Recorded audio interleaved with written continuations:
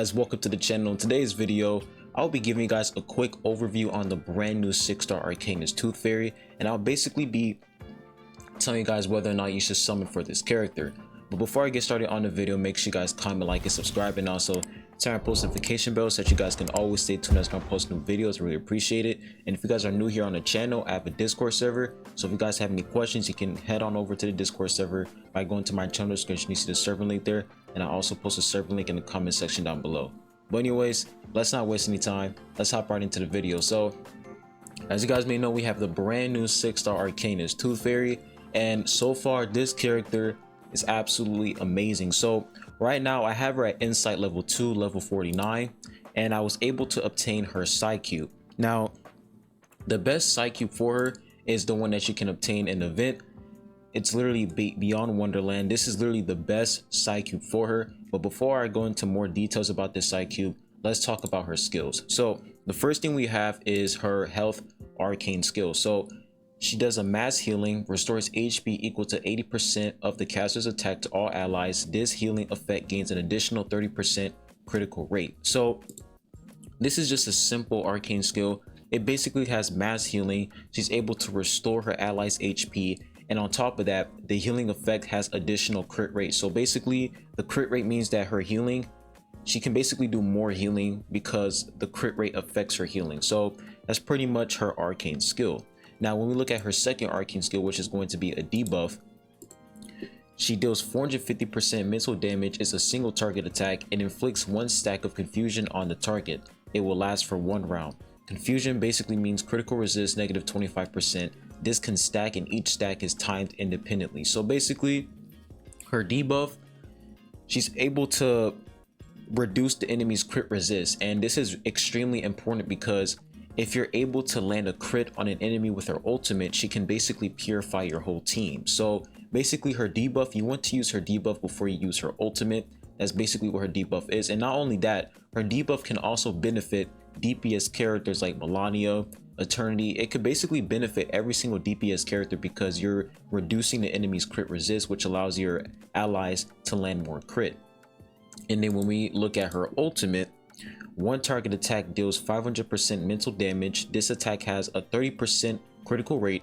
After the attack scores a critical hit, it purifies stats down, neg status, and control statuses from all allies. So basically this ultimate is a single target attack, and if it's able to land a crit hit on the enemy, it's going to purify your whole team. So if you're not able to land your debuff on the enemy before your ultimate, the good thing is that this ultimate has a 30% crit rate. So it basically means that if you are not able to land, like if you're not able to land that debuff, at least you have the additional 30% crit rate within her ultimate, which allows you to at least score a crit hit. So overall, her kit is just absolutely amazing. It's really simple and unique because she basically benefits herself and she also benefits your units as well. And then the next thing I want to talk about is of course her insight. So when we look at insight level 1, when entering battle, she instantly gains 3 baby tooth. Baby tooth basically means at 5 stacks is consumed at the start of the round and trigger special effect. So that's basically baby tooth. When any team member actively uses a character incantation, she collects 1 baby tooth. So whenever your allies use an incantation, whenever they're about to use their arcane skill or something like that, she's going to get a baby tooth. And at the start of the round, she consumes 5 baby tooth to reduce the enemy's critical resist and critical defense by 15%. So for her insight 1, she's able to reduce the enemy's crit resist and crit defense whenever she's about to consume 5 baby tooth at the start of the round. And then this effect will last for only 1 round and cannot trigger if baby tooth are insufficient. So if you don't have the right amount of baby tooth, then you're not going to be able to reduce the enemy's crit resist and crit defense by 15%. So you want to make sure that you're always having around 5 baby tooth in order for you to land that crit resist and crit defense debuff on the enemy. And then when we look at her insight level 2, when entering battle, healing done plus 10%, she gets additional healing. And then when we look at her insight level 3, when triggering a baby tooth stats down effect, all allies recover 10% of missing HP. When entering battle, gains an additional 2 baby tooth. So basically she gets more baby tooth, and on top of that she's able to recover her allies missing HP. So overall, her insight basically allows her to reduce the enemy's crit resist and crit defense even further. She's able to get more baby tooth, and she's able to consume them so that she can land a debuff on the enemy. So that's pretty much her insight. Now, when we talk about which side cube is the best for her, it's clearly this side cube right here, which is Beyond Wonderland. You obtain this side cube in the event shop, and the reason why this side cube is really the best in slot for her is because, of course, you get that additional HP. And then for the amplification, after the carrier uses a debuff incantation, the carrier's healing rate increases by 3%. This effect can stack up to 4 times, increases carrier's crit rate by 7%. So basically, you have additional healing, and on top of that, you also have crit rate. The crit rate benefits her because if she's able to land that crit, she's able to purify your whole team, and also she's able to heal your team even more. So this side cube is absolutely perfect for her. You definitely want to use this on her, and of course, you can literally get this side cube for free in the event shop. Now, another side cube that I want to talk about, if you can't obtain this right now, if you want to use something else on her in the meantime, you can basically use this side cube right here. This side cube basically increases her damage taken reduction, which allows her to be a little bit more tanky. And then for the amplification, when the round begins, healing done plus 3% for the carrier. It stacks up to 4 times. This is not a bad side cube for her because it's able to increase her healing, and on top of that, it increases her damage taken reduction. And then for another side cube I want to talk about, if we come over here to the bank, if we come into the fragment shop, we have the Thunderous Applause. Now, Thunderous Applause, this is also another good side cube for her because it has crit rate, and on top of that, crit damage as well. So this side cube, it will basically allow her to do a little bit more damage, but on top of that, that crit rate extremely benefits her because she's able to purify your whole team, and on top of that, do more healing. So this is not a bad side cube for her, honestly. It allows her to do a lot of damage and a lot of healing, and she's able to purify your whole team. So not a bad side cube to put on her. And for another side cube, I would definitely say Sotheby side cube is not a bad side cube for her because you get additional healing done.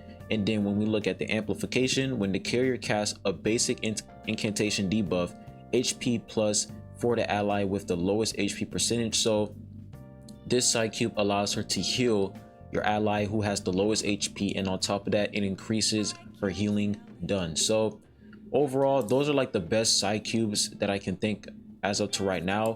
Of course, the best one is the one that you can obtain in the shop right here. If we go to the shop, you can literally obtain the side cube in the shop right here, Beyond Wonderland. As you guys can see, I already bought it, but you can literally get it in the event shop. So make sure that you guys obtain this side cube for Tooth Fairy. Now, let's go ahead and talk about teams. So the team that I'm using for Tooth Fairy right now is pretty much a DPS, sub DPS, and of course Tooth Fairy. And I'm going to go ahead and start this. Let's go ahead and reorganize this team. I'm going to stop this right here, and let's put DK in the back right here. Let's take out Soneto. Let's put in Tooth Fairy, and then yeah, we should look good, right? I don't know why this is on, or no, wait, yeah, this should be on Pickles, and then this should not be on Eternity. This should be okay, this should be on Eternity. All right, so this is basically the team that I'm pretty much using for Tooth Fairy. Pickles, of course, is going to increase the damage for the entire team.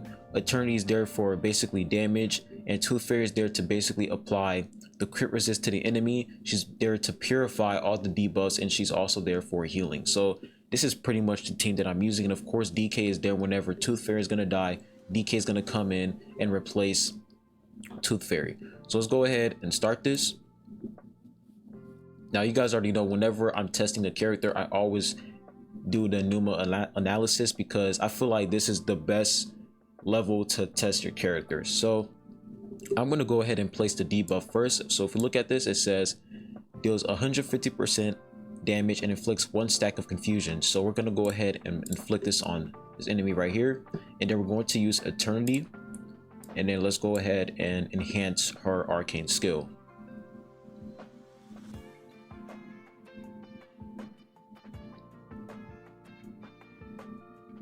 All right, So I'm going to go ahead, be quiet, and I'm going to show you guys some gameplay in the meantime.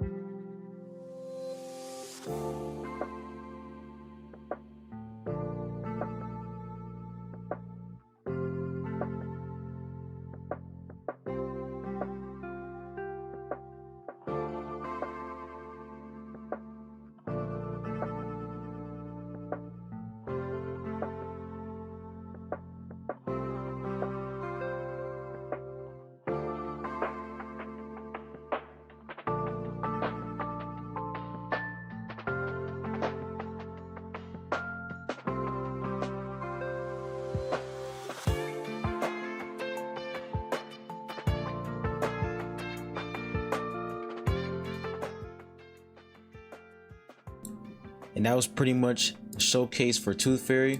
And as you guys can see, we were able to do a better performance than our last round. I think the last time we attempted this level was with Pickles, and we were able to do a better performance. So that's pretty much Tooth Fairy. Overall, she's a really solid character, and do I recommend you guys to summon for her? Yes, you guys should definitely summon for Tooth Fairy, especially if you are lacking a healer, because I feel like Tooth Fairy, she is one of those type of healers that can definitely benefit your account and also boost your account progression. And also her banner is just absolutely insane. Like, you literally have Beatcorn Bloom in the banner. Bloony's kind of mid, but Bloony has potential. But I would say the biggest thing is Beatcorn Bloom in the banner. So you guys definitely want to summon for Tooth Fairy, because she's just an amazing healer, and she can basically benefit every single character in the game. She can benefit DPS characters, she can benefit support characters, she can benefit herself. She's just a huge character that you just don't want to miss out on. And of course, if you pair her with a character like Voyager, she's just going to be absolutely cracked, because Voyager is also able to reduce the enemy's crit resist. So these two together, Voyager and Tooth Fairy, they're just absolutely insane. So overall, Tooth Fairy, really solid character. I definitely recommend you guys to summon for her. But anyways, I'll be leaving the video at that. Make sure you guys comment, like, and subscribe, and put your thoughts down below in the comment section of what you guys think about this character and this update overall. But anyways, I'll be ending the video. I'll be all have a good one, and I'll be catching you guys on the next one. Peace.